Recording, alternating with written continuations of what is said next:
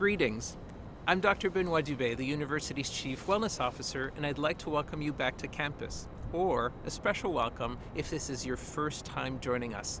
Whether you're faculty, student, or staff, we're glad you're here. But first, let's just do a reality check. This has been a really hard year, and it's okay to say it because we all feel it. The more we talk about this together, the easier it will be. Sharing distress and struggles are the first step to success. Now, the challenges have been unexpected and unprecedented. We've been challenged physically, emotionally, and mentally, but we will get through this together. I know it sounds like a cliche, but we are in this together, and that is one of the keys to our success. All right, Quakers, we need to talk about public health and the new rules of engagement with coronavirus being a part of our campus presence.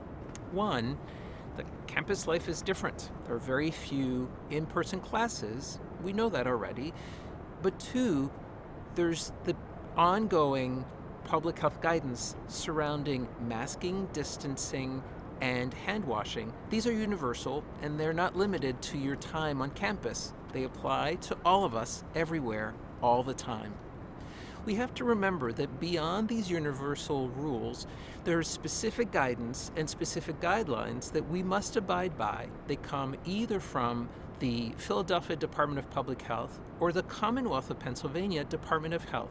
These guidelines, they change frequently. We have to accept this and be flexible and be ready to make changes in response to changes to the positivity rate in the community. The university has also instituted public health measures of its own to minimize the risk of transmission on our campus. Many of you are familiar with this as they were instituted at the beginning of the academic year. I'm referring to Penn Open Pass, the daily symptom attestation, and to our screening protocols, where we invite members of the community to be screened on a weekly or twice weekly basis for the presence of COVID-19. These measures are especially important as more students are returning to campus and will be living in college housing. Remember, these systems only work if we follow the rules and respect the guidelines. No one wants to be the weakest link. We did learn a few things along the way. They work. We've had no transmission in classrooms. We've had no transmission on campus. All documented cases are related to social gatherings where masking, distancing, and hand washing were not respected. There are two more recent discoveries and lessons learned that I want to share with you. One, some of you may have been diagnosed with COVID-19 in the past. Please remember, this does not excuse you from following universal guidance of hand washing, physical distancing, and masking.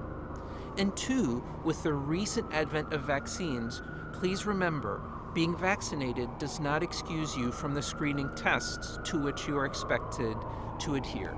Making sure that all of us do our part and follow universal guidance and respect Penn Open Pass and the screening protocols will be key to our success. The more sacrifices we make now, the sooner we will come out of this better and stronger. I want to highlight the third element to the Penn Cares program. It's about emotional support.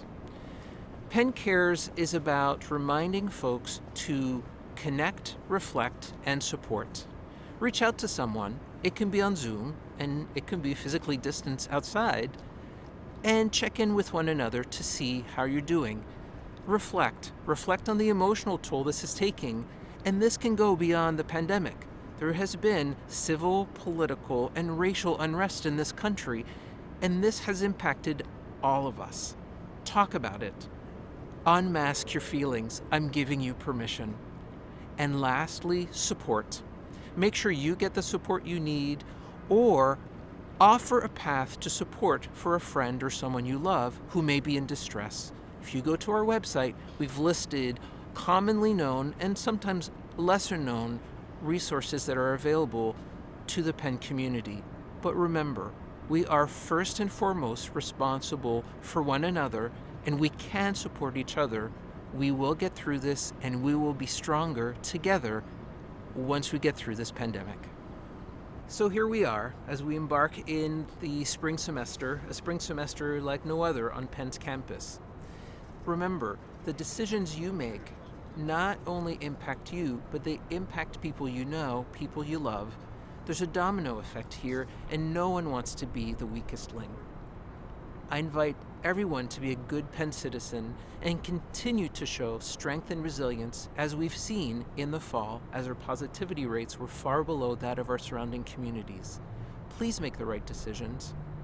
In closing, I want to thank you for your partnership, and I want to wish everyone success and, most importantly, good health in the new year.